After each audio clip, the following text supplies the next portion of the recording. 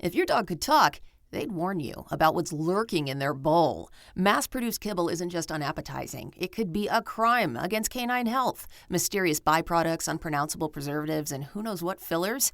Sounds more like evidence from a crime scene than dinner. Ollie is here to crack the case on pet nutrition with fresh human-grade meals made with the highest quality ingredients. No mystery meats, no artificial junk, just real, minimally processed food made in U.S. kitchens. It's the kind of clean eating that keeps tails wagging and noses sniffing for more. With 5 fresh protein-first recipes, like beef with sweet potatoes and turkey with blueberries, your pup won't have to wonder what's in their food ever again.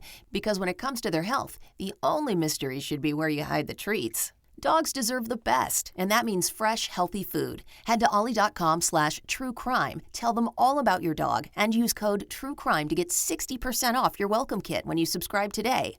Plus, they offer a happiness guarantee on the first box, so if you're not completely satisfied, you'll get your money back. That's OLLIE.com/truecrime, and enter code TRUECRIME to get 60% off your first box.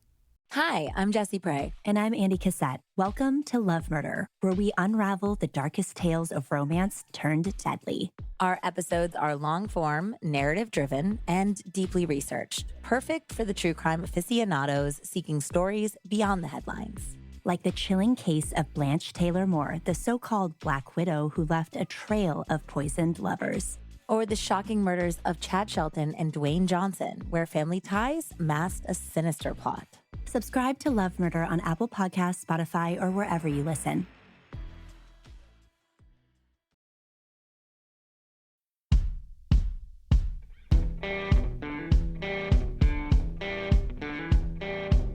I'm Brett.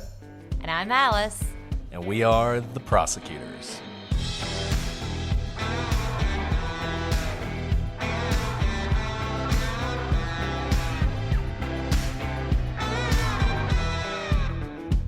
Today on The Prosecutors, the Colorado mom goes for a bike ride on Mother's Day and disappears. Or at least, that's what her husband says. Now the question remains, who killed Suzanne Morphew?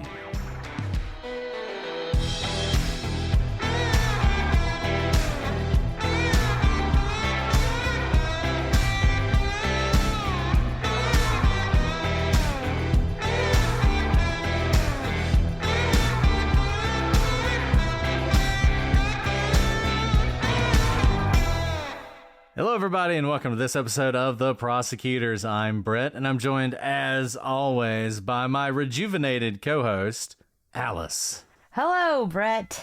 Rejuvenated in that my children are stealing all of my youth from me. I'm just kidding. Before we started recording, I was telling how I'm learning so much about riot control by having so many small children. But that riot control may seep all of the youth out of me. So thanks for saying that I'm rejuvenated, because I don't feel it. Well, this is our first episode after West Memphis 3, so I thought, maybe it's like a new life. You're reborn, a phoenix, rising. Considering we ended the podcast and we're now back, so I know it's a brand new podcast. It's great. This is season 2, so season 2 of forever. Oh man, yeah. Well, it's good to be back on another case that's probably only going to be about like 19 episodes instead of 24, I'm kidding, you guys. Don't leave. Please don't leave us. This one's going to be interesting. And I know those of you listening live are like, what are you talking about? We did 2 weeks of another case. We recorded that before we recorded the last West Memphis 3 episode. So for us, this is the first post West Memphis 3 episode. What's interesting about the one we're going to do today, the Suzanne Morphew case, is it is an ongoing case, which you don't typically do on the Prosecutors. Usually we do that on legal briefs.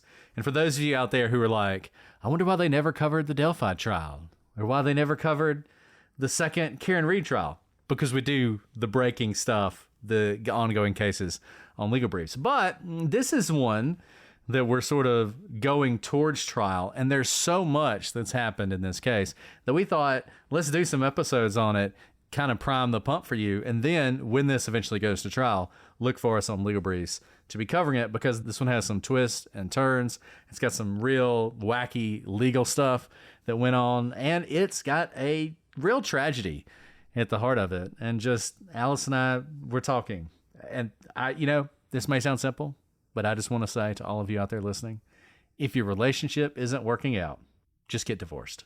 Just get divorced. It's fine. It'll be fine. It's fine. You know? Stop talking to each other. Doesn't matter. Like, Doesn't you'll matter. figure it out. Do it the legal way.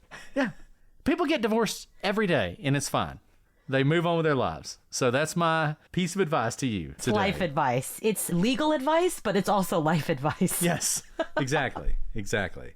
Trust me, divorce is far less expensive than a first-degree murder trial, which is where we are headed in this case. This has been sort of a famous case. It's taken a lot of twists and turns. There are a lot of podcasts have talked about it, lots of documentaries, 2020 type things, Datelines, all that. So a lot of you may have some familiarity with it, but I'll just say, diving in, reading the indictment, reading the affidavit, I was shocked by a lot of what I learned, and I think you are going to be as well. So I think that's enough build up. Let's talk about this case. So Suzanne Morphew was born April 30th, 1971 in Alexandria, Indiana. And Susan and her husband, Barry Morphew, they had known each other their entire lives. They had met as teenagers in Indiana. They became sort of high school sweethearts, and they had been married for 25 years, a quarter of a century, at the time of her death. The Morphews raised their two daughters, Mallory and Macy, in Indiana before moving to Salida, Colorado in 2018. Morphew, Barry Morphew, was a former professional baseball prospect, and he had made a life for himself. He owned his own business, sort of a landscaping, construction type deal, contracting deal. And he also, while in Indiana, he had owned a farm where they actually raised deer for, I guess, the booming deer meat business. I don't know. Anyways, it was something they were doing. And the family, frankly, appeared to be picture perfect. If you go out and you find pictures of Barry and Suzanne and their two daughters, it looks like the all-American family, the kind of family that we all aspire to be a part of. But as so often happens in these cases, there was more than meets the eye, and things weren't always so easy in this family. So Suzanne had struggled with some health issues. She'd actually beaten cancer twice, and she was still receiving maintenance chemotherapy to ensure that the cancer wouldn't return. But that did not stop her from living her life. She was known to be very active, and she particularly enjoyed riding her mountain bike, which is perfect in Colorado. I love Colorado. Those of you in Colorado, you know, this is a complete aside, but we're going to do it anyway. I totally understand why someone from Indiana would move to Colorado. The West, I feel the call of the West so strongly. And whenever I'm out there, I was in Utah last week. I'm just like, I love this. I love it. I don't know what that is. Alice, I don't know if you feel the same way, but... Oh, absolutely. It's like I think we've talked about Alaska before, where Alaska, I feel, is like the Grand West, right? As far west as you can go in the United States. It's like you're a visitor in nature. That's how I feel in the West. Colorado, in the mountains, in Utah, Wyoming. It's so beautiful, and I really feel like you feel the bigness of the universe in those places. Whereas, you know, look, both of us have been on the other coast, the East Coast, for a long time. It feels like people live there and the environment lives around us, right? I mean, there's just tall buildings everywhere. Everyone's crowded. It's hard to find parking spots. Whereas in the West, it's big, it's open. Nature is king. Yeah, my kids and I were at the hotel playing hacky sack, and all of a sudden there was this, not hacky sack, whatever that game, cornhole.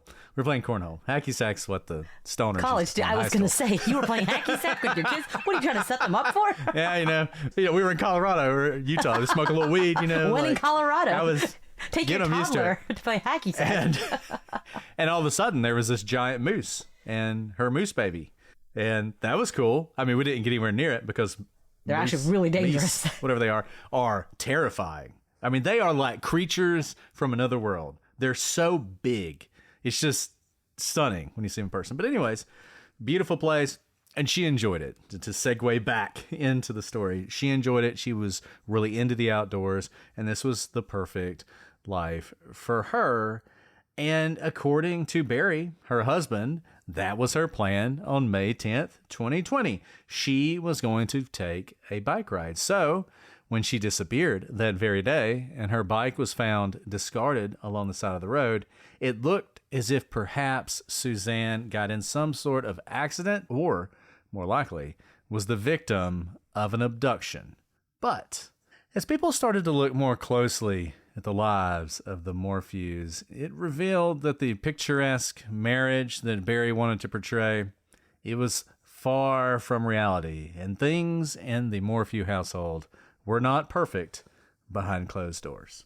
So, if I get murdered, Brett, you're in charge of the timeline, because it's these timelines that once you break things down, things become so clear. And that's what we're going to do in this case, as we do in every case, is to start with the timeline, because usually the end is merely the beginning. You have to walk all the way back and see what signs point to the ultimate end. So let's go back to May 6th, 2020. Barry and Suzanne engaged in a text conversation. Barry deleted this conversation, but he took a screenshot of a single message from Suzanne. It says, "I'm done. I could care less what you're up to and have been for years. We just need to figure this out civilly." And I hate to go ahead and stop, but as Alice said, sometimes you're reading the timeline and it just immediately something jumps out to you. This one should jump out to everybody, because there are several things that are interesting about this. Look, people have conversations, they get mad at each other, that happens. But to me, there's something very striking about the fact that he deleted this text conversation. But before doing so, he took a screenshot of the final statement, the moment where Suzanne tells him that their marriage is over. He deleted that message, but for some reason, there was something inside of him that said, I want to capture this for all time. I want to have this. I want to capture it for all time. But no, it's not a text conversation that he screenshots. It's not them talking. It's just what she says. So it strikes me, because we know what's going to happen to Suzanne. These are in some ways her last words, right? Now, does he know this at this time? We can argue about that. But I do think that's incredibly striking. And the reason we know it is because he screenshotted it, because everything else is deleted, right? So I agree with you, but you can hear there's no beating around the bush. It doesn't sound like it's fighting dirty, but it's very clear. I'm done. Have been for years. Don't care what you do. Let's just figure out how to end this civilly. She took your advice, Brett. She was trying to go about this the civil way. Sounds like she's saying, let's just have a divorce. So that's May 6th. May 8th, Suzanne saved a note in her cell phone listing out 60 issues she had with Barry. So I don't know about you, but I have an iPhone, so I have the notes function, which transports now to my MacBook and all my other Apple devices. But this is actually very convenient should I ever become a murder victim, because I make lists for everything. Grocery store, as I'm on a phone call, I'll just take notes. But interestingly, this note is a list of things that she has problems with Barry. So these are pretty descriptive. This is from the victim herself. I'm going to go through some of this list, not reading all 60 of them, but I think this gives you a good representation of what's on her list. Physical abuse, mental abuse while drinking, New Year's Eve, name calling, said I only need for money, chased me around the resort and threatened, not safe alone with you, can't be trusted, oppressive, slams on brakes when angry, gun, shame and guilt daily for not meeting expectations, verbal abuse, wiring money from in account without asking or discussing. So whatever this list was for, and this is, a lot of it is in shorthand. It's instead of physical abuse, it says phys abuse, that sort of thing. The New Year's Eve name calling thing it doesn't tell me what it is, but she probably knows what it is. What I read this list as, Brett, is it's been 25 years. She's been done for a while, that we'll see. This is not something coming out of the blue. You kind of have to work yourself up to ending a 25-year marriage where you have, children that you've raised together. You've been together for really your entire life because they're high school sweethearts. This reads to me like a list of, okay, if you ever doubt why you need to leave, Suzanne, this is it. This is right here. We have a running list, lest you forget. I personally don't read this as if they find this note after I die. That's just me, though. I see this more of, for me, if I ever get cold feet, this is the list in real time, lest I forget what happened New Year's Eve, lest I forget the fact that I'm in the car and he starts screaming at me and slams on the brakes, and it really scares me. Yeah, it seems to me that she's already decided she's going to get divorced, right? That's what that May 6th message sounds like. But she may have said that in sort of in rage and anger, and she may be reconsidering it. Maybe she even spoke to other people. This is all speculation. But I can imagine telling somebody to do something like this. Why don't you sit down and really think about it? Write down the things. What are the reasons you think this marriage has to end? Because, look, we all know now that this was probably a very toxic relationship that ended in a murder. We all know that now. But you can imagine family members, friends, mutual friends, who really only see the outside, who see a marriage that's lasted for 25 years, 2 kids in college, 2 beautiful young women in college, and a life that seems perfect. You can imagine talking to somebody and saying, hey, don't make any rash decisions. Why don't you really sit down and think about it? Maybe make a list, good things and bad things. We only have the bad things list. Maybe there wasn't a good things list, right? Or maybe it was just for herself. Maybe she needed to do this to really lay out for herself why she needed to take this step, which probably would have been pretty difficult for her. Or maybe she was thinking about a future divorce and having the reasons sort of laid out that she could put in a when she's seeking divorce, if he doesn't want to give her a divorce, which is quite possible. These may be all things she's thinking about. She may be thinking about, support and all sorts of things. There's all sorts of reasons she may do this. But whatever the reason is, it's obviously not good for Barry, because she's really laying bare in this document all of these issues that she has with the relationship. And it's rare that you have something like that 2 days. Well, arguably not even 2 days before she's going to disappear forever. I'll say one thing, though. We didn't read you the whole 60, but the majority of what I read to you, they're things that can be very personal in that relationship. They are objectively, like verbal abuse, mental abuse, physical abuse. Those are all very objectively bad, no matter what kind of relationship you're in. Some of these things, it's like, okay, that is clearly a quote that you're writing down. It says, like, can't be trusted. But the thing that really pops out at me in this bullet point list, there's just one word, and it's gun. It doesn't say anything about that. We can all draw from that what it means. But the rest of the list seems to be sort of like this is my grievance list, except for that one. That one does jump out at me because it tends to say, I am afraid of him. Like, this is not just slamming on the brakes in the car or belittling me or saying I don't meet expectations or transfer money, taking money without telling me. That, even though there's no commentary around gun, the fact that it's just one word indicates to me that Suzanne is frightened of him. And maybe that's why this list exists, to, depending on what kind of a petition she's going to file, to be able to have support for that petition. Because when you file, for example, a restraining order, you have to show like imminent harm, imminent danger. And usually, unfortunately, things of like marital distress that is not violent natured isn't enough to get a restraining order. So that one point really did stick out to me, especially the fact that it was not surrounded by commentary. So, to go ahead and recap here, the first thing we had was that May 6th message saved by Barry. Then you have this May 8th list that Suzanne saves in her cell phone. That brings us to May 9th, 2020, and 2:11 p.m. 2:11 p.m. is the last moment that we know Suzanne was alive. She sent a selfie to a man named Jeff Liebler, a former high school friend. Now, Liebler and Suzanne had actually been having an affair for about 2 years, and their text exchanges spoke of the time that they could be together and Suzanne could be free of Barry.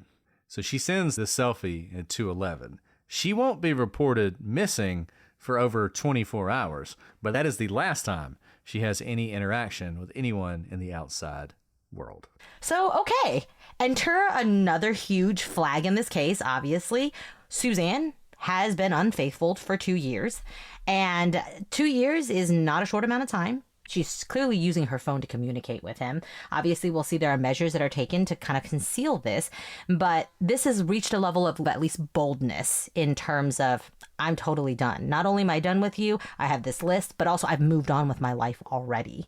And so, again, this is like we're reading a novel as opposed to real life. So you can see already where things are tracking.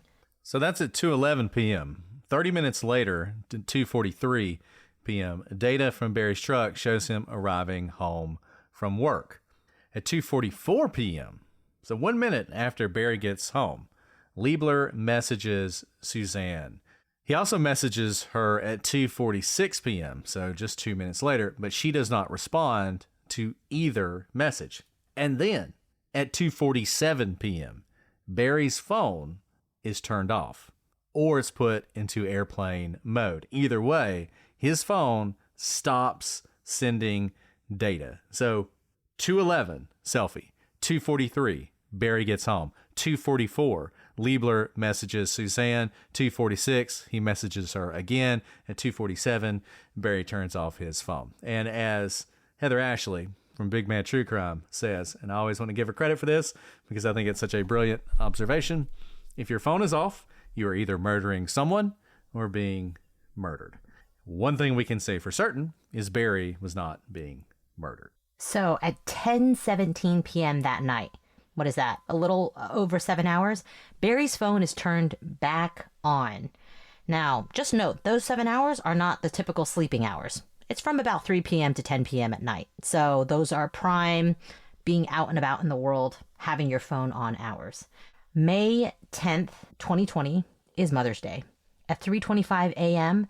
to 3:49 a.m., there's activity at Barry's truck that's occurring at a GPS location consistent with his driveway. Now, despite him telling investigators that he was asleep at that time, I would be asleep at 3:30, so I would see why investigators may think, oh yeah, of course you're asleep, but unfortunately, we have GPS that shows that maybe something else is happening on the driveway. There was an inconsistency with the telematics of his truck after this point, specifically from 3:49 a.m. to 8:10 a.m. Barry's truck did not register any data, even though his cell phone was in Johnson County, Colorado at 5:37 a.m. And Barry reported being in his truck driving to Broomfield at that time. Now, one thing to note, we've said this before, people have now kind of learned to turn off their phones when they're committing a murder and that sort of thing. We've also talked about how nowadays cars, I think after 2016, basically any car that's been made in the last 10 years has a bunch of telematics on it that's essentially like a phone. It's typically not pinging towers like that, but if there's a crime, you can pull a lot of tracking data from your car. So the fact that this data is missing from his car is very interesting. Also very advanced, I'll say. And you may remember in the Murdaugh case, they had Murdaugh pulling his car into the yard, what doors were opening. I mean, they had a lot of information from his vehicle. And this is a question I'm interested to see how it is answered at trial, because this could be a coincidence that it just so happens to do this. I assume the argument from the defense will be the 325 to 349 activity is a fluke. Something's wrong with the car. Like something wacky, got struck by lightning, or, something happened. The car went crazy. Then its telematics just went off. And when Barry got up and got in his truck, it never came back on, and it just sort of pops back on at 8:10 a.m. I assume that will be their argument. I assume the prosecution will try and say that he did this on purpose. I didn't even know you could do that. This is... I this actually is was going to ask you. I was like, I didn't know you could do that. And I don't know how to do it. So yeah, it's not something that we're being trained in right now. I mean, I'll say this. I mean, Barry is more of sort of a handy guy than I am. I mean, he's a contractor. He may have more knowledge about the way this stuff works than I do. I would not know how to turn off the telematics on my truck. And I think it's interesting that essentially, assuming it's not some sort of malfunction, you have the vehicle active for 24 minutes and then they turn off. And to me, that is more consistent with someone turning on the vehicle, figuring out how to turn off the telematics because they know they need to do that, and then turning it off. I would think if there was some sort of glitch, if it were struck by lightning, for instance, and I'm not saying that's what happened, but if there was some sort of short or something, I would think if you saw activity at all, it would be very brief while whatever was happening to the truck, and then everything would shut down. But you don't see that. So I will be interested to see how that is explained. So at 4:23 a.m., Suzanne's cell phone, which unlike Barry's was not turned off, ceased connecting to any cell phone towers, and it would never connect again, and it has never been found. So it seems like at this point, which is about 14 hours after the last data from it, it turns off, probably because the battery dies. This is interesting because I think it supports the notion that she wasn't using her cell phone. All of us know, even the best cell phones these days, if you're using them, the battery runs down. If you were using it all day, you're using it at 2 o'clock in the afternoon, it's probably not actually going to last until 4 o'clock in the morning. But if you're not doing anything with it, which is consistent with the fact there's no connections, there's no responses from her, it doesn't seem to be going anywhere, then it makes sense that it would last until the next morning. So that's at 4:23 a.m. At 4:32 a.m., Barry's phone is turned off again, which, why is this important? Okay, look, as I just said, phones die. So, maybe he was really busy. He's a working man. He's not sitting in an office next to a plug. So his phone, the battery died. He was too busy to really paying attention to it. He realized it at 10 o'clock at night. He turned it back on, plugged it in, whatever, right? I mean, that's a rational, reasonable explanation. I don't buy it personally, but nevertheless, you can see someone saying that. But then you see it happen again at 4:32. The phone turns off. And you start to think, why is this phone not on? There just aren't that many people. And I'm sure someone will email us and tell us that they turn their phone off every time they put it down. But there just aren't that many people who are turning off their phone at regular intervals. It just doesn't happen. But you're seeing it happen on this key day now twice from Barry Morphew. And at kind of strange times too, right? Like 7-hour block time when he is working, he's coming home to dinner, the typical times you would be communicating with people. And then at an hour that most people are sleeping. And even if he's not sleeping, like we'll see, he seems to be doing something that typically you would be using your phone for. Yeah.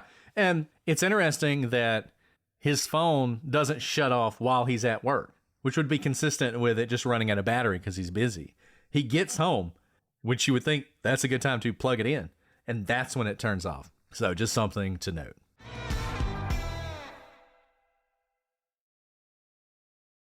This episode is sponsored by BetterHelp. Guys, we all got problems and we're always looking to solve them. I don't know where you go. Maybe it's the group chat, oversharing with strangers. They're the best people to talk to.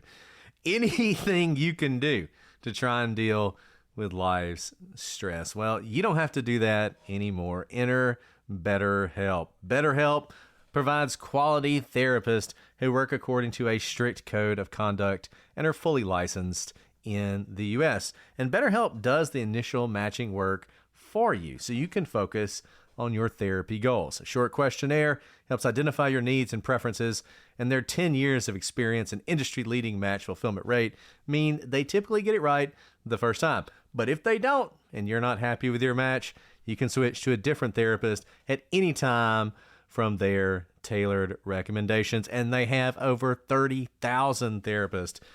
And BetterHelp is the world's largest online therapy platform, having served over 5 million people globally. And it's convenient too. You can join a session with a therapist at the click of a button, helping you fit therapy into your busy life. Plus, you can switch therapists at any time. As the largest online therapy provider in the world, BetterHelp can provide access to mental health professionals with a diverse variety of expertise. Find the one with BetterHelp. Our listeners get 10% off their first month at betterhelp.com/prosecutors. That's betterhelp.com/prosecutors.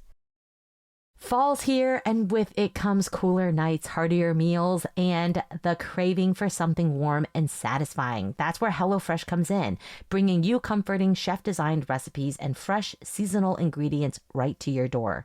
This season, they've taken things to the next level with their biggest menu refresh yet. Say hello to a whole new way to do dinner. HelloFresh has doubled its menu. Now you can choose from 100 options each week, including new seasonal dishes and recipes from around the world. Dig into bigger portions that'll keep everyone satisfied. And I love that it's even healthier. You can feel great with their healthier menu filled with high protein and veggie packed recipes. HelloFresh now helps you eat greener with new veggie packed recipes that have 2 or more veggies. Guys, you know how much I love HelloFresh. I haven't exactly made it a secret. I'm a huge fan, but I gotta say, I was blown away by one of their new dishes, the Thai ginger peach chicken. We always get the 4 portions so the kids can eat some too. Not this time. This time I ate theirs. And I'm not ashamed of it because it was that good. They got to eat noodles that night and they were fine with it. And I was happy too. And you will be happy if you get HelloFresh. The best way to cook just got better. Go to HelloFresh.com/prosecutors10FM now to get 10 free meals and a free item for life. 1 per box with active subscription. Free meals applied as a discount on the first box. New subscribers only, and it varies by plan. That's HelloFresh.com/prosecutors 10FM to get 10 free meals and a free item for life. And find out for yourself why HelloFresh is America's #1 choice for home cooking. This message is sponsored by Greenlight. With school out, summer is the perfect time to teach our kids real-world money skills they'll use forever. Greenlight is a debit card and the #1 family finance and safety app used by millions of families, helping kids learn how to save, invest, and spend wisely. Parents can send their kids money and track their spending and saving, while kids build money confidence and skills in fun ways. Start your risk-free Greenlight trial today at greenlight.com/Wondery. That's greenlight.com/Wondery.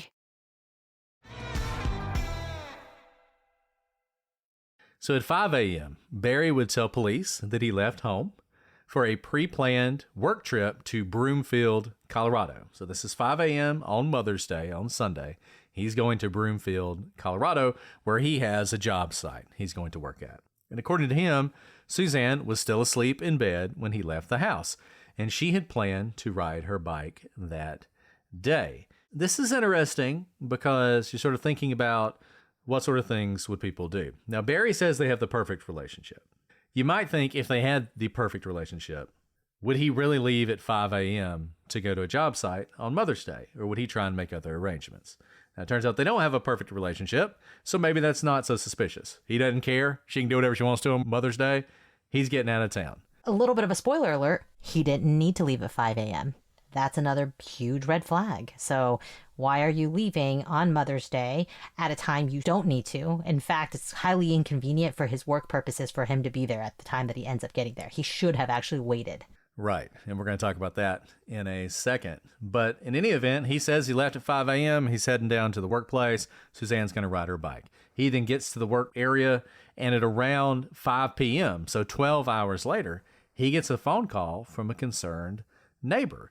And this person says they've been trying to get in touch with Suzanne. They can't, and they don't know what to do, and that this is the first time he knew anything was wrong.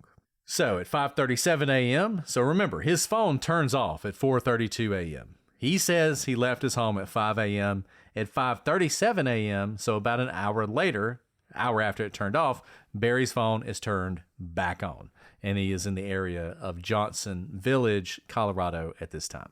So, back to the telematics. At 8:10 a.m., Barry's truck telematics began picking up data again, and it showed that he was already in Broomfield, Colorado. So, basically, it's turned off for this entire drive until he gets to the job site. At 5:46 p.m. that evening, Suzanne's daughter, who was away at college, contacted the neighbor because she had not been able to get in contact with her mother, and asked that the neighbor go over and check on her mother. They went over and called Barry, who confirmed that he also hadn't been able to get in contact with Suzanne either. Now, Barry suggested to the neighbor to call the sheriff. That's really interesting because, yes, Barry is out of town, but he also has a phone and he could call the sheriff himself. In fact, he probably has access to a little bit more data. He was the last to see her, supposedly, at 5 a.m. when he left. He knows her typical actions, what she was supposed to do that day, go for a bike ride. She's typically home by a certain time. She always answers her phone. At 5 o'clock, she should be home. He has a lot of information that would be really relevant if this were a missing persons case. But instead of him calling the police, he actually suggested the neighbor to call the sheriff. Yeah, and I have two things that I find interesting here. That one, why isn't he calling the police?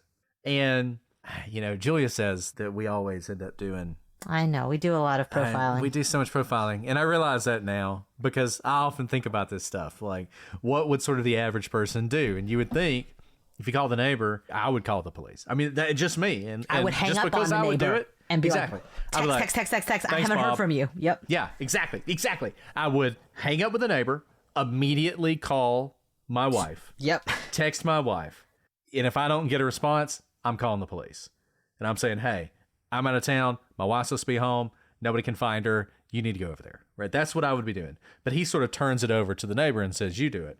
Now, look, assume for a second that Barry is a murderer. If he's a murderer, he's done some sophisticated things.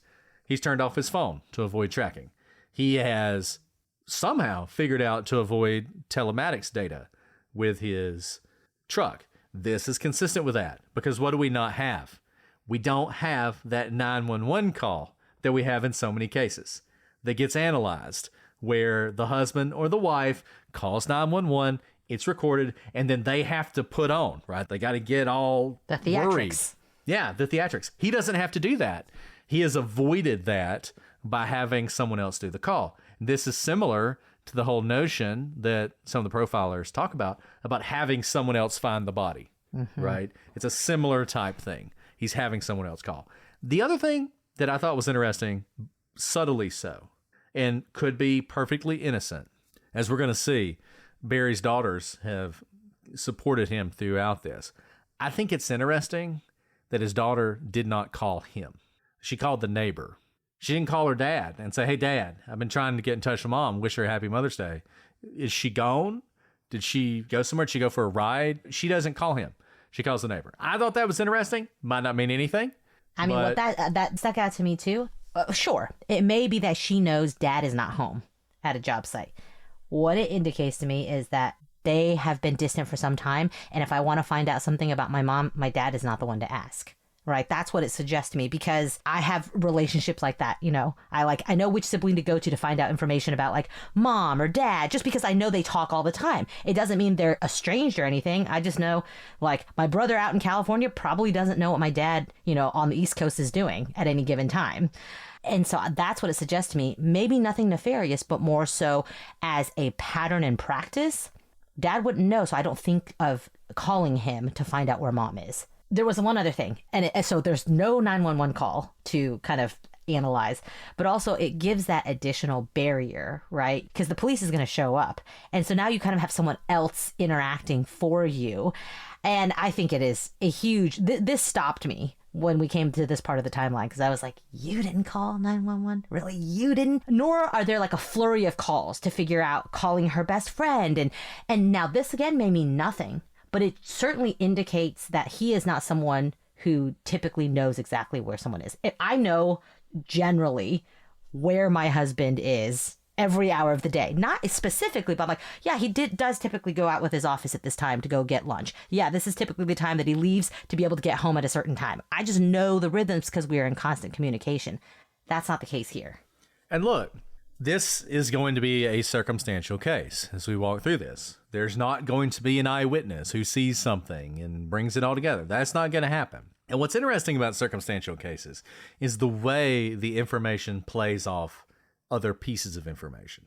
So as disparate data, it's useless, right? And we talk about this all the time. It's like a mosaic, little pieces of glass that you put together, and all of a sudden you have a picture.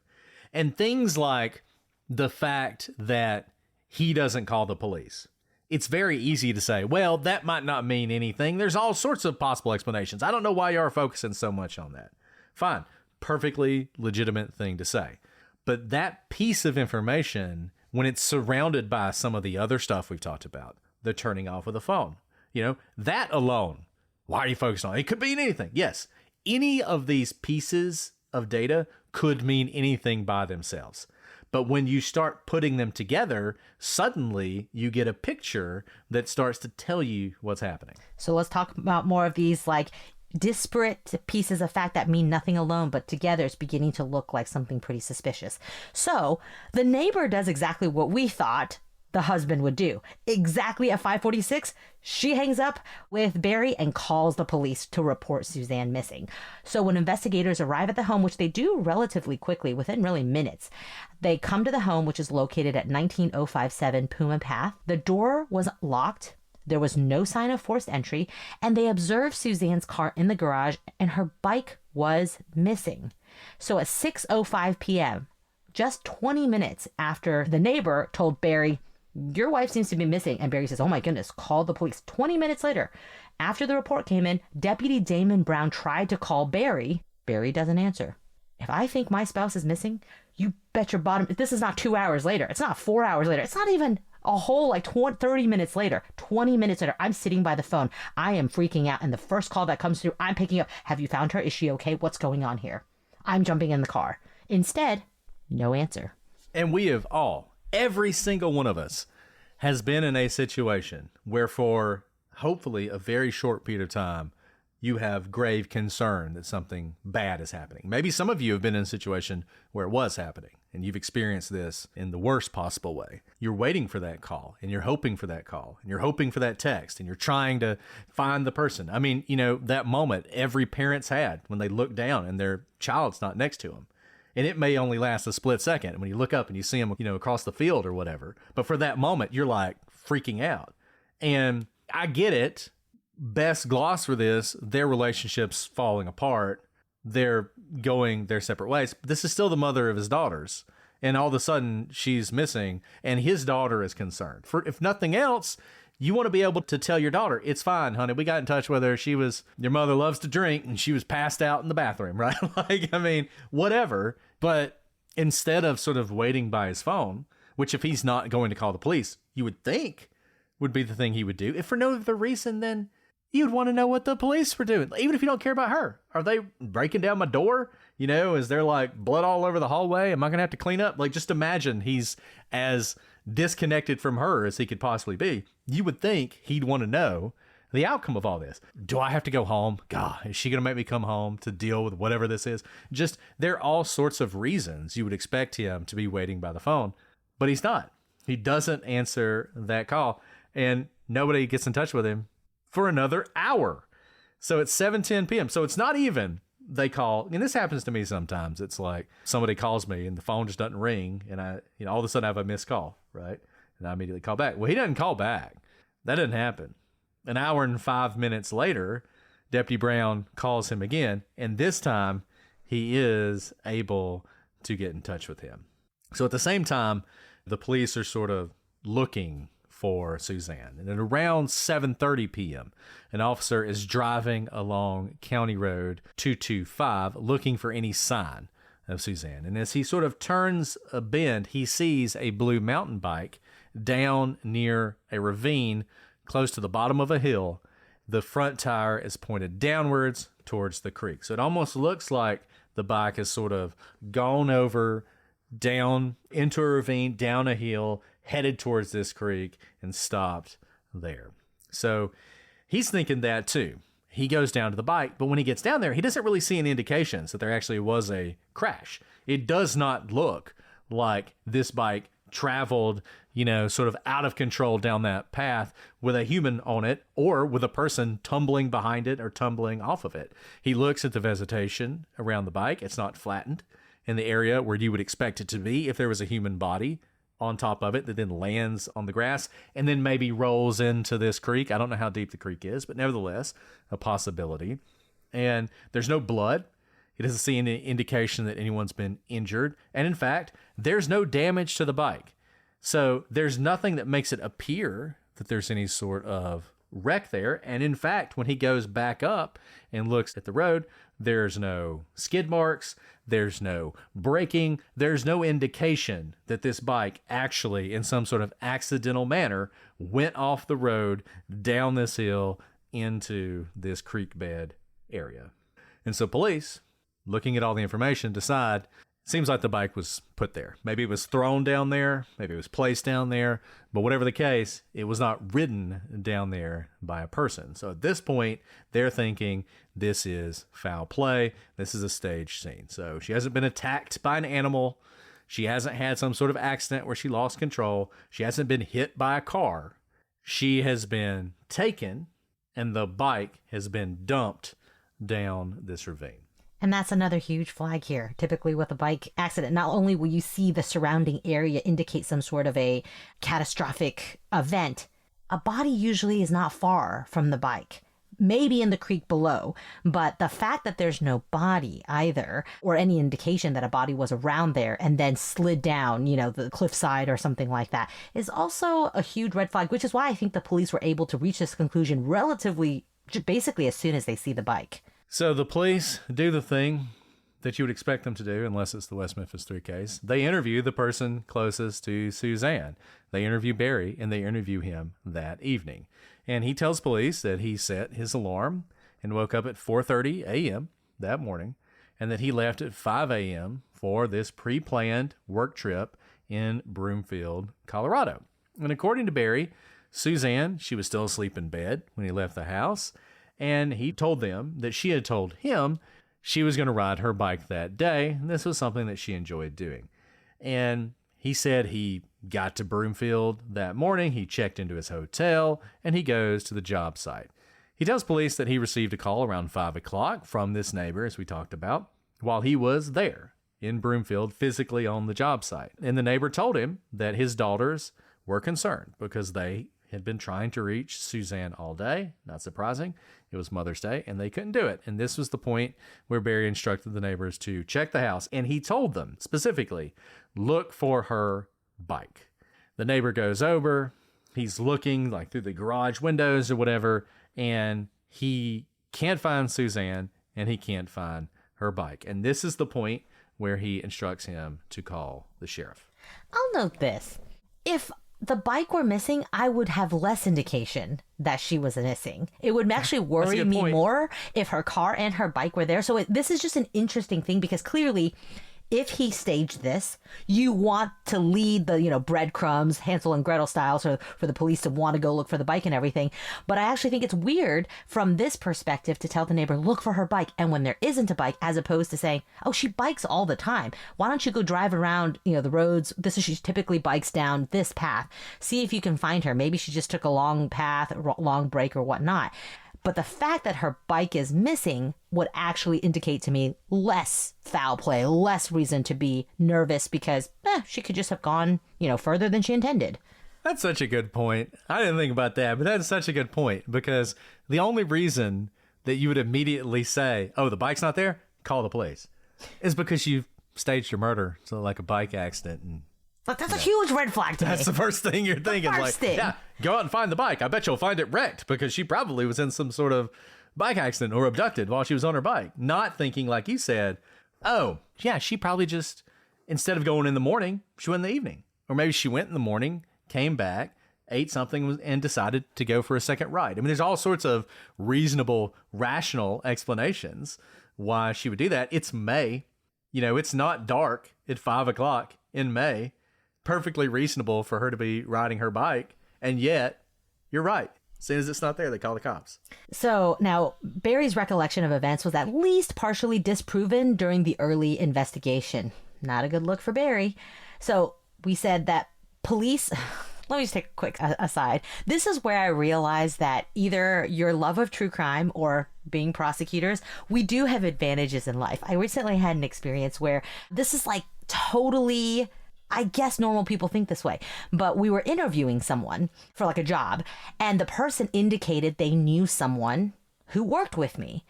And my initial thought, my very first thought, of course, is, well, I'm going to verify with the person who they say they know because, this is good. And the indication was that they're good friends. Everything's good.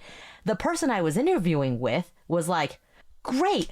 Our colleague vouches for them. I was like, where did you get that? Where did you jump to that conclusion? We hear from the person who has the interest to tell us that someone is vouching for them, likes them. What we are supposed to do, because we have access to our colleague over here, or if you're law enforcement, you have access to other witnesses, is to go verify. Never trust, always verify. So I don't know if this is how other people work, but this is the way my brain works, right? And that's what police do here. There is good investigative work here. They don't just take Barry's word for it. Oh, you had a pre-planned trip to Broomfield. How convenient that you have a fantastic alibi at the time that your wife supposedly disappeared. You're so far away. There's no way you could have been here. In fact, it was your neighbor who found them. No, they don't trust. They verify. They go talk to one of Barry's employees. In fact, the employee who was scheduled to assist Barry with the Broomfield job.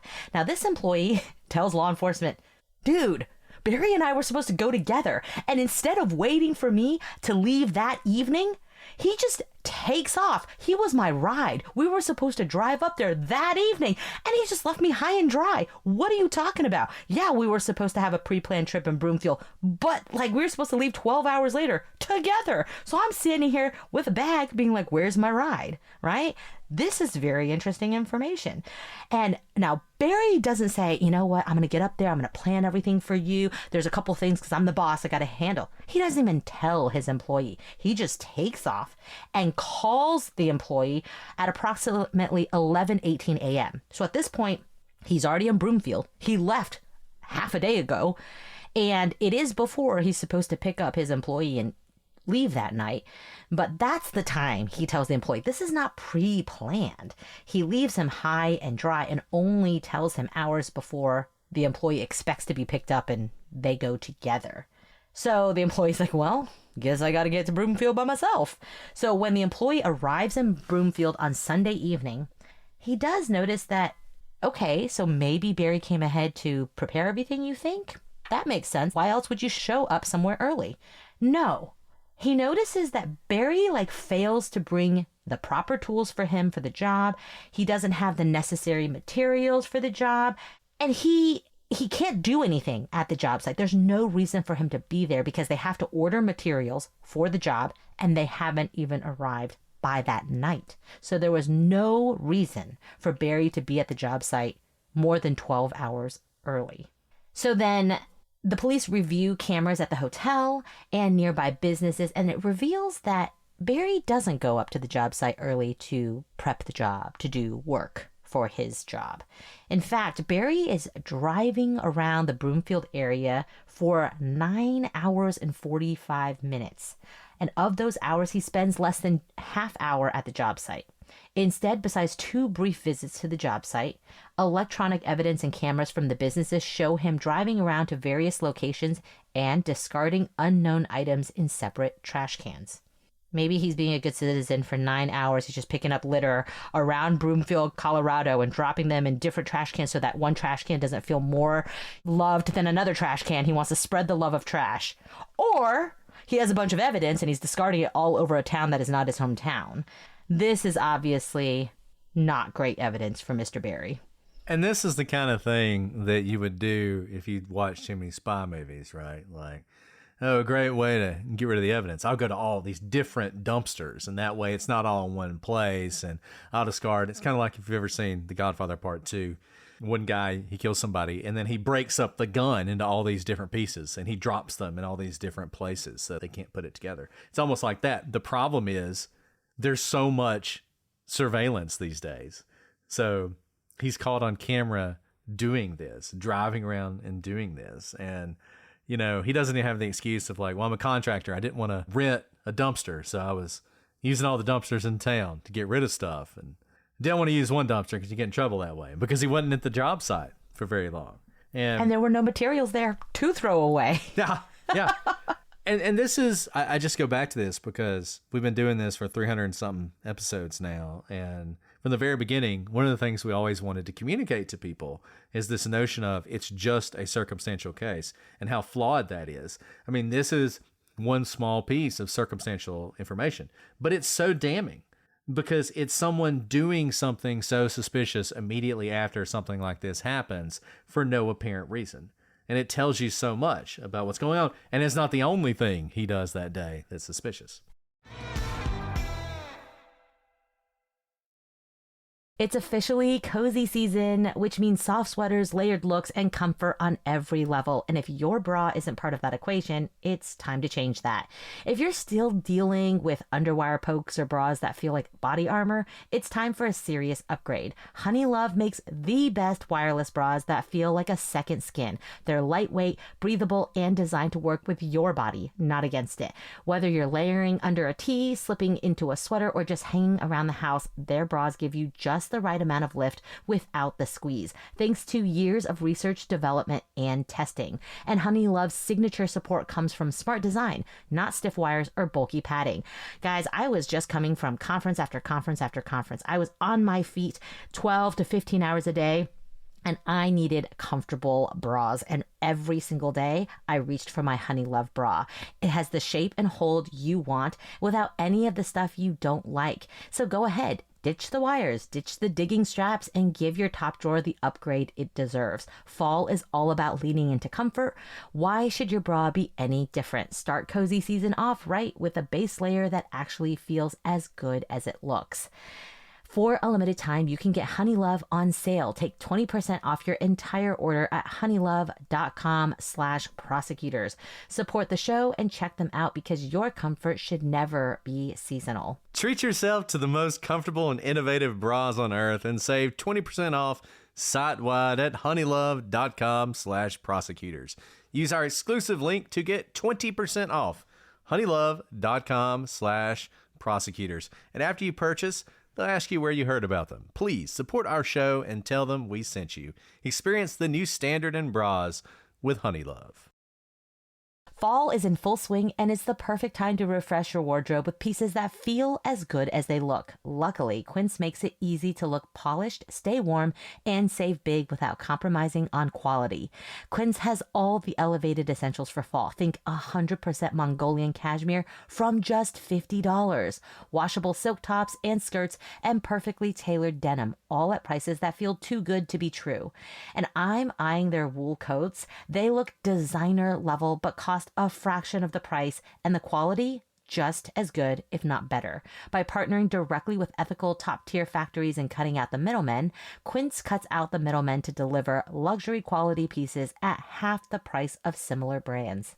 Guys, you've heard me talk about my sports coat from Quince and how much I love it. Well, if you've seen me lately, you've seen me in it. You watched the Hulu documentary we were in? I was wearing it. Oh, you were at CrimeCon for our session? Guess what? I had it on. Oh, you saw us on Vinnie Politan's show afterwards? Yes, I was wearing my Quince sport coat. It's cool, it's comfortable, and it looks good too. And you will look good in Quince clothes. Keep it classic and cozy this fall with long-lasting staples from Quince. Go to quince.com/prosecutors for free shipping on your order and 365-day returns. That's Quince, QUINCE.com/prosecutors to get free shipping and 365-day returns. Quince.com/prosecutors.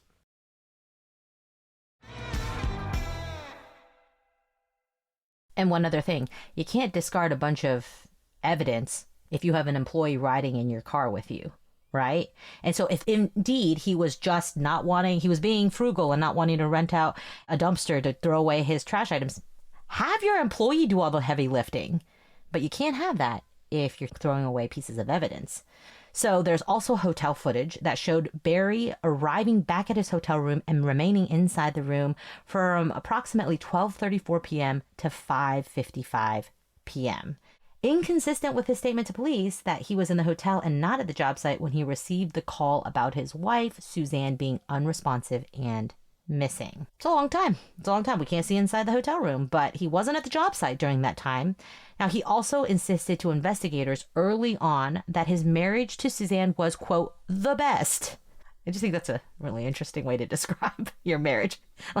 It's almost like demeaning. Like you have nothing better to say. Like it was loving. It was devoted. You know, we've been through a lot together. No, it's the best. Like, what are you talking about? Like it's the best roller coaster ride? And he claims that they had just had a great weekend together and there were no issues in the relationship. Hold up. Good thing we have a timeline. This is 4 days later. Remember what we have from a screenshot 4 days earlier? A screenshot from a deleted text chain where Suzanne says, "It's over. I don't care what you do. Let's just figure out how to end this civilly." So that's already disproven in terms of his view of the relationship. Now, of course, as we've already told you, this is inconsistent with what Suzanne had been telling her friends and family. She said she was unhappy in the marriage and she was considering a divorce. And look, it's not just Suzanne saying it to her friends and family. She said it directly to Barry. Why do we know this? Because Barry has a screenshot of it on his phone. And we also know, of course, that Suzanne took a list of about 60 different issues that she was having with Barry. And, you know, one other thing that, just to go back to this, we talked about this some, the fact he didn't answer that phone call from the officer. His excuse, I'm sure, and his excuse for having the neighbor call the sheriff, if he had been asked, would have been, I was at the job site. I was really busy. I was really focused on that. I assumed everything was fine. So yeah, I missed the call, but it was because we were putting up a wall. And if I wasn't paying attention, the wall would fall over and people would be hurt. He went at the job site. He lied about that. He's sitting in his hotel room. He's sitting in his hotel room after getting a phone call about his wife seeming to be missing, after telling someone to call the police. And then this phone call comes in from the officer and he doesn't answer. I mean, I think that just makes that whole sequence even worse. Okay, so that brings us to May 11th, 2020, so the next day. So at this point, the authorities are searching. They search the Morphew residence, and this search spans several days. And the state of the residence and the vehicles there showed no sign of a break-in, no sign of an intruder. Now, even though they didn't see anything that indicated someone had been there, they went ahead and collected items of potential evidence. They took DNA swabs, trying to see if they would find anything. I mean, they're doing the thing that people always get criticized for not doing in every true crime podcast, right? They don't see any evidence of somebody being there, but they're going to go ahead and collect evidence anyway. Now, of course, they do produce several DNA profile mixtures, but these are consistent with what one would expect to see in the common areas of a home or a vehicle, because the fact of the matter is, those of us in law enforcement actually understand that you're going to have unknown DNA all over the place. If you have a home, if you've ever had someone, we just had the inspection of the heater. The heating and air guys always come over before the season starts and make sure the heater's still working, right? Well, guess what? Their DNA's in the house. And if something happened, there would be no reason for anybody to know their DNA, and that would come up as unknown DNA. Same thing with vehicles. If you had your oil changed, guess what? Somebody was driving your car. They were adjusting your mirrors. They were doing all sorts of things. Their DNA and fingerprints are now going to be in your car. So they see that, and they don't see anything that seems that unusual, but nevertheless, they take these profiles and they process them through these offender databases that we have, and they're also compared to the profiles of known individuals who may have been present in the vehicles or in the residence. They do all this, they don't get any hits. So if there's anybody from this DNA in any of these registries or anything else, they don't see anything that leads them to think there is some sort of intruder or some sort of career criminal involved in the disappearance. That same day, not surprisingly, but nevertheless confirming what's going on here, remember, Suzanne has beaten cancer twice. She has very important treatments that she's taking to ensure that she does not get it again. She does not show up for her cancer treatment that she had scheduled that day. Okay, so we now know Suzanne is missing. They found that bike. It looked very suspect, did not look like some sort of a biking accident. Fast forward 2 more days. May 13th, search teams located Suzanne's bike helmet, but not near her bike. It's actually 0.84 miles northwest of where her bike was located and 1.5 miles from her home. So let's say this is an accident. Then it would indicate that maybe she slid out, except there are no slide marks. The bike is, stuck pointing down towards a ravine. She somehow crawls out, even though there's no indication that anyone crawled or any of the vegetation was disturbed. And she still has her helmet on, so she's good. She didn't hit her head. Everything's good. She walks about 1 mile, not really in the direction of her home, but away from her bike, maybe to seek help, and then tosses her helmet because her body is still not with the bike, right? If the investigators did not find the location and the environment around her bike suspicious, this should confirm that there was no bike accident. She didn't fly off her bike, because if she flew off her bike, you would expect her bike helmet to still be attached to the body, or at least close by if it flew off her body at the time. Now, investigators were able to determine that it was in fact her helmet, because you may be thinking, well, it's just another helmet. How do you know it's hers? Well, she is a biker, and these are dangerous roads. You can slide off sides of roads, so she was prepared. She had a piece of paper inside her helmet with her name, address, and telephone on it. So it's Suzanne's helmet. They also had photos of her wearing the same helmet. I just have to say, great job. I've talked about the whole don't trust, verify. They're not trusting, and they're verifying all over the place here. I think it's very clear this is her helmet. And just like the bike, it seems like the helmet was also discarded here. Now, why was it discarded so far away? Because if they were smart, they would not have discarded the helmet so far away from the bike. I would either have the helmet in the creek or in Broomfield, somewhere really far away. I assume it's like they grabbed her off the bike, threw her in the back of the car. They're driving down the road. They make it about 1 mile before they rip her helmet off, throw it out the window. That's what we're supposed to believe happened. I guess. I don't know. I thought the same thing. I thought it was weird that the helmet was so far away. So a whole year later, in May of 2021, Barry Morphew is arrested and charged with first-degree murder, tampering with evidence, and attempting to influence a public servant. Quite the litany of bad acts you have there. Now, just 8 days later, on May 13th, Barry was charged with submitting a presidential ballot in Suzanne's name. Voter fraud. So you have homicide and then also voter fraud. Now, I don't know. And by the way, It's a whole year later. So this is not an indication of like, I mean, she might come back in a couple days, so let me just submit it for her because I want to make sure her vote counts. I want her to have her vote count. You know, we don't know for a fact she's dead. This is a whole year later. This is just straight up voter fraud, y'all. I'm not going to say this is the motive. I don't think it was to steal her vote a year later, but this was just stupid because of the timing as well. You submitted a fake ballot in her name when you've been charged with her murder as well. So when the FBI agents ask Barry about this, he has a very convincing argument. I'm kidding. It's not convincing. He says, oh, I only committed voter fraud. He didn't say that.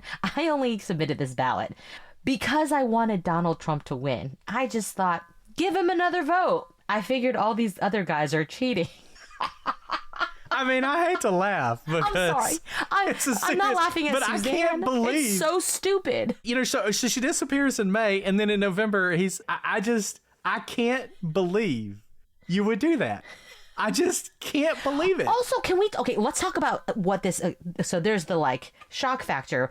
Let's take this back to the law. We always talk about like actions for consciousness of guilt. Him driving around for 9.5 hours in another city where you don't expect search warrants to be occurring and discarding, you know, pieces of evidence in different trash cans. That shows consciousness of guilt, right? You know something's wrong. You're trying to cover your tracks.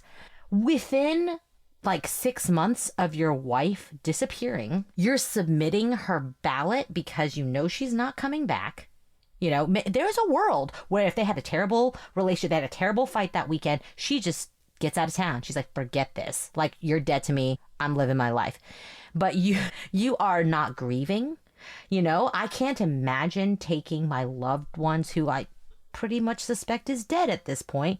I'm going to just like pretend to be them. I can't even imagine that. I honestly can't because of the grief. I would be so grief stricken within like the 5-6 months of them having disappeared and are probably dead. He's just making sure Donald Trump gets another one in his own words. Honestly, this is enough for me. like, if the prosecutor just stood up and said, ladies and gentlemen, 6 months after his wife disappeared, he stole her vote. I have nothing further. I would be like, no, this is the closing argument, right? Guilty. That was the opening. It wasn't enough. It Guilty. wasn't enough. He stole her life. He had to steal her vote. I know. It's just crazy. It's just, I don't know if it'll come in, but it should, because I think it is absolutely consciousness of guilt. Absolutely. I think it absolutely should come in. They'll try and keep it out, but it should totally come in. It should totally come in. Yep, absolutely. So see how we brought that back to the law there instead of just being appalled at him? Yeah, I'm sorry.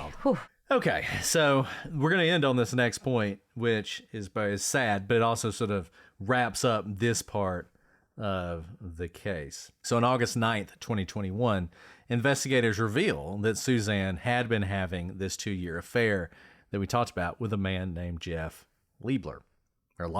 So it turned out that Suzanne and Jeff, they had gone to high school together, and they reconnected when Suzanne messaged him on Facebook in mid-2018. And pretty soon thereafter, the two were involved in a full-blown affair. Suzanne was living in Colorado, and Jeff was in Michigan.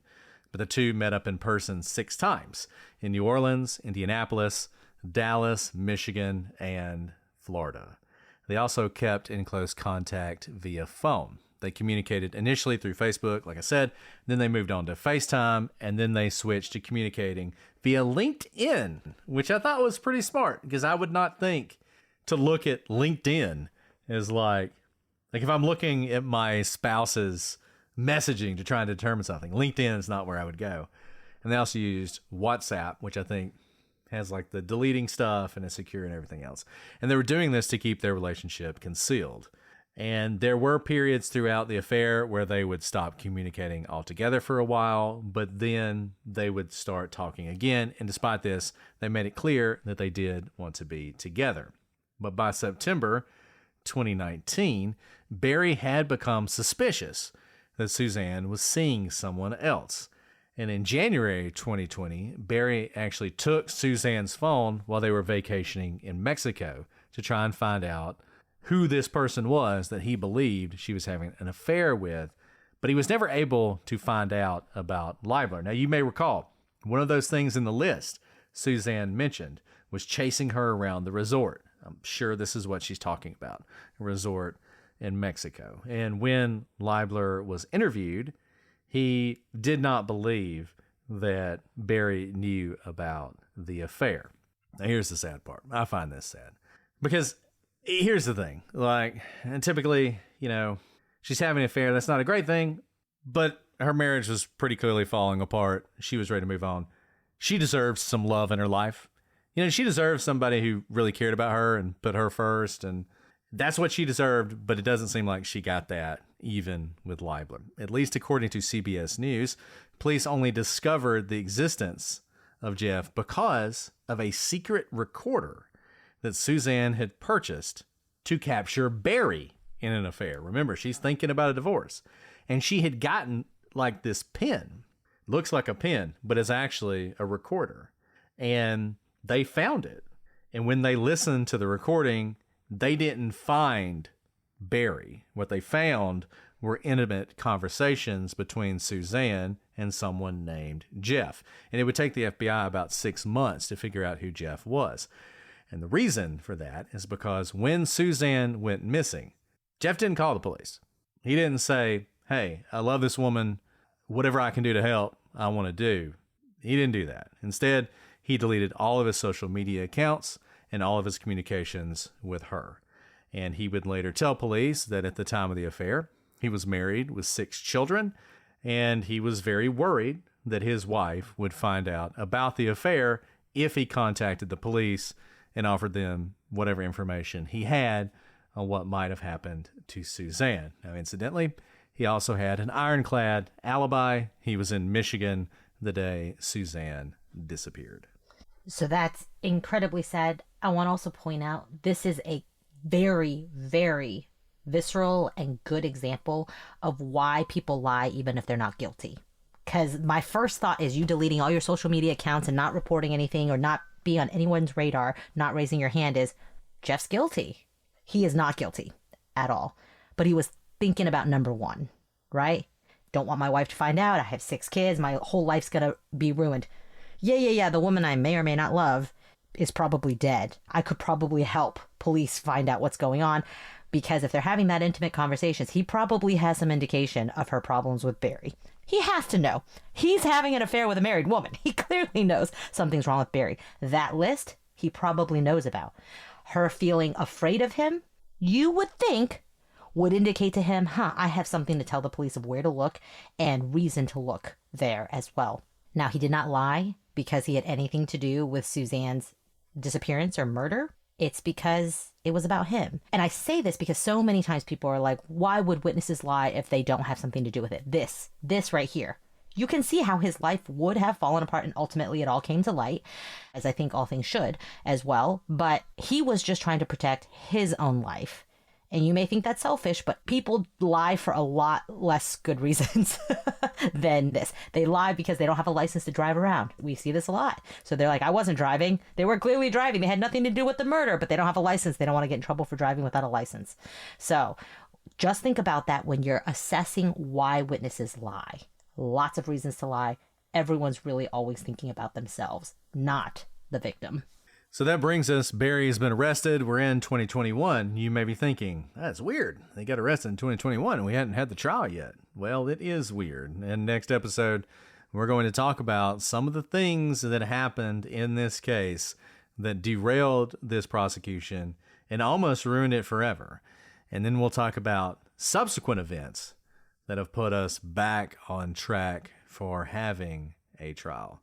This is an interesting case. It's one that's gotten a lot of attention, but honestly, maybe less than it should have because it's a lot of twists and turns.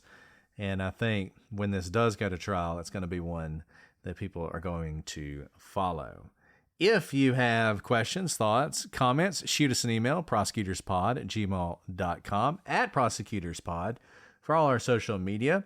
If you want to discuss this with other like-minded fans, join the gallery. You can talk about this case and anything else you want to discuss. If you want to see us record these episodes, see Alice's beautiful face, see my face, if for some reason you want to see it, you can join Patreon and watch as we record these episodes with 111 of your best friends. Or if you don't want to see us because you're smart and realize we have faces for podcasting, or at least I do, You still can get the episodes early and ad-free for as little as $3 a month. All right, Alice, do you want to answer a question before we sign off? Let's answer a question. Okay. And welcome back to all the people who left us during West Memphis 3. I hope you're enjoying it. Hey, new case.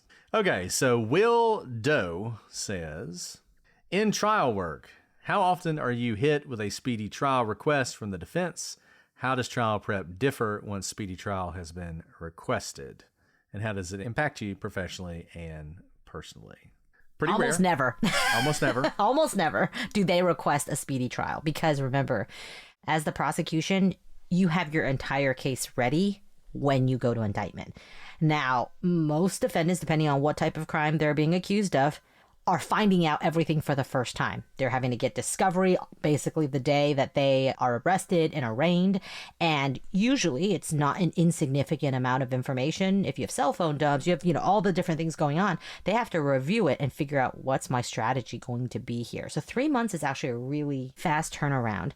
And so almost always the defendant will waive their speedy trial rights so that they can have more time to investigate the case. So really, the best time to do a speedy trial request is if you think the prosecution isn't ready.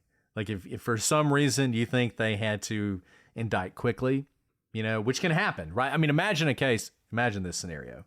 A crime is committed and it's like an all hands on deck. We got to figure out who did this. Maybe a Brian Koberger situation. And when you find them, you got to immediately arrest them and immediately indict them. You as the defense might say, they are running and gunning. So let's put it to them, and maybe they won't be ready for trial. If it's a long-term investigation, then as Al said, they are absolutely ready for trial, and you're the one who's going to be behind the 8 ball because you're going to get all this discovery and be like, oh, shoot, I got to go through all this before this trial that I've now asked for. And I'll say this much as well. Even if, so some of you may be thinking, well, they don't care because they know the evidence is going to be strong and they're probably going to have to do some prison time anyway. It's going to count as time served at some point. So you might be thinking, okay, if you know you're innocent, you would want speedy trial.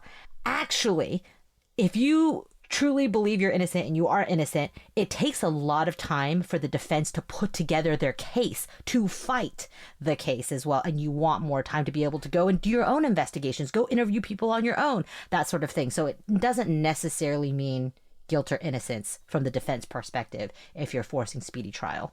I would say if you have an innocence claim, like you have a really good defense, it takes time to build that because you need to get witnesses on your side. Another thing about speedy trial is it's different in every state. Because in the federal system, you have the Speedy Trial Act, which is pretty speedy. Like if you are going under the Speedy Trial Act, your trial is going to happen really soon after you're indicted. States are different. Some states have really robust Speedy Trial Acts.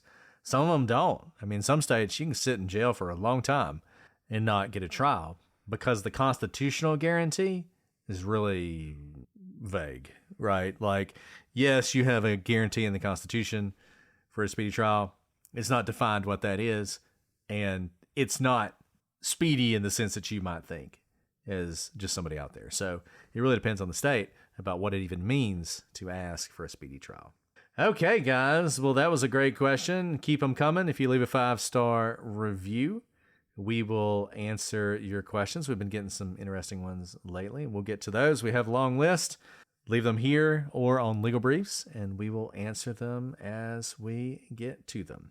All right, Alice. Well, we'll be talking more about Barry and Morphew and Suzanne Morphew next week. Before we sign off, is there anything else you want to add? No, just everyone can have marital strife. It doesn't have to end this way.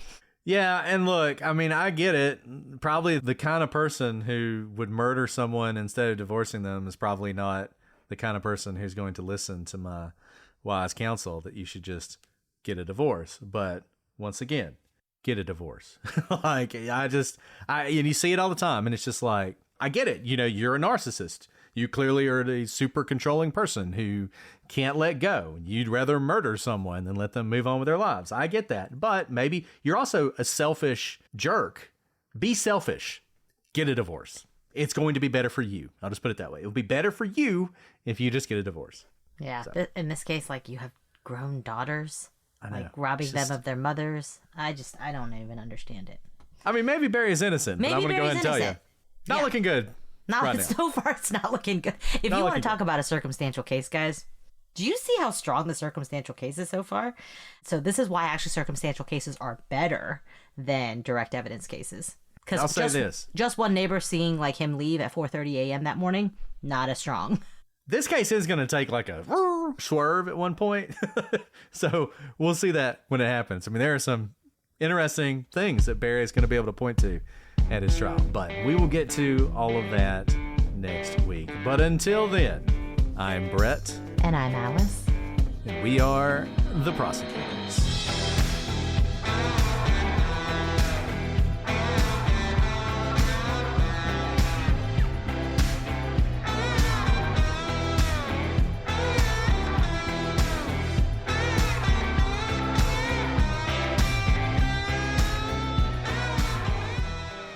Anyways, hold on. Let me check my levels real quick. I think the levels are Check good. your levels. Okay, Check those. Check those levels. Check those levels. So the reason it was a little chaotic tonight is it was like a back to school social, like a party at the preschool, and we arrive, and of course once you tell your kids it's a party, you can't not go. So I knew it was gonna storm, but I need to show them that it's storming. I can't just say it's gonna storm, we're not gonna go. So we drove there, and as we pulled up, it just like unleashed. I don't know if it rained where you are. It was just like a torrential downpour with like lightning and everything. And so I let them run in the rain into the party.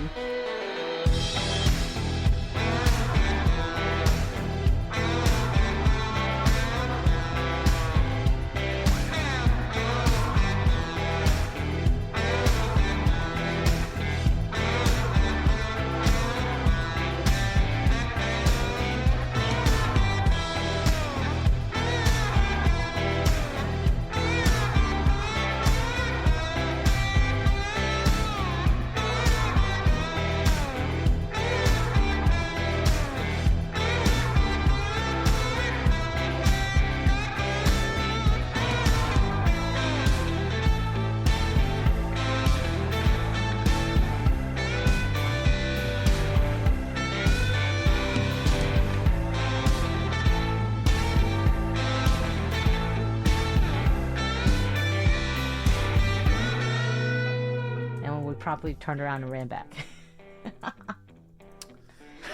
As I said to Mr. Alice, who was like, why are we doing this? I was like, sometimes for riot control, you need them to come to your conclusion on their own. There you go. Exactly. 101 riot control.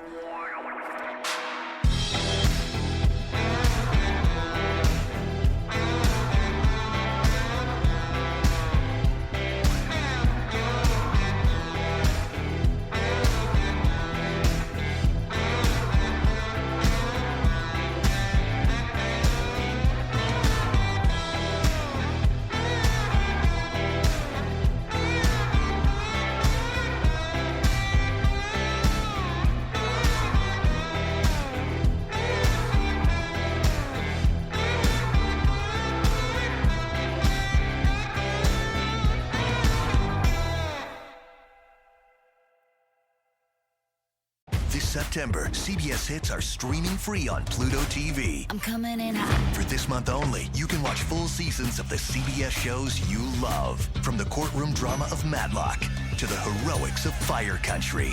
Go back to where it all began in NCIS Origins, or watch the hilarious hauntings of ghosts, all for free. Full seasons of the CBS shows you love. This month only on Pluto TV. Stream now, pay never.